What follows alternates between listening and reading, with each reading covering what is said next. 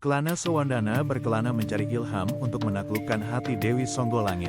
Bertapa di hutan, ia mencari seni yang tak melahirkan pertumpahan darah. Pertunjukan reok Ponorogo melibatkan tarian barongan yang megah. Kekuatan dan keanggunan bergabung dalam irama kendang yang menggetarkan. Dewi Songgolangit menuntut seni untuk rakyat, bukan raja. Reok menjadi tradisi yang mengakar di desa, diarak dalam upacara adat. Reok bertahan melalui zaman, menjadi simbol kebudayaan Ponorogo. Wisata dan ekonomi bergerak bersama pertunjukan ini. Legasi Kelana dan Songgolangit mengajarkan seni sebagai kebijaksanaan. Kekuatan terindah adalah yang berdampingan dengan rakyat. Arya tebing kembali datang, membawa ancaman. Tapi kali ini Serunting memilih diam. Kutukan yang menggantung di tenggorokan Arya tiba-tiba pudar, diganti oleh kelembutan pengampunan yang melumpuhkan musuh. Kekerasan yang pernah mengalir kini sirna, tak punya ruang lagi untuk hidup.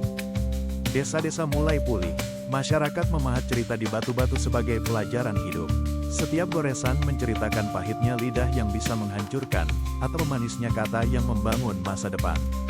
Anak-anak belajar, dari batu tua itu, bagaimana lidah bisa menjadi pedang. Serunting berjalan di antara rumah-rumah, bukan dengan ancaman, tapi membawa bantuan. Tanggul yang retak ia perbaiki. Anak yang demam ia sembuhkan. Suara doanya mengalir lembut seperti air. Lidah yang dahulu beracun, kini menjadi sumber kehidupan. Nama Serunting berubah. Dulu disebut dengan rasa takut, kini dipanggil sebagai peringatan lembut. Ia jadi legenda yang tidak ingin diwarisi. Saat orang menyebut si pahit lidah, mereka menekankan kata pahit sebagai pengingat untuk memaniskan hati. Hikmah terdalam, kuasa kata adalah kuasa takdir. Jagalah pahit di hati, tapi maniskan lidah untuk orang lain. Dengan cara itu, hidup tidak menjadi beban, melainkan jalan yang indah untuk ditempuh bersama.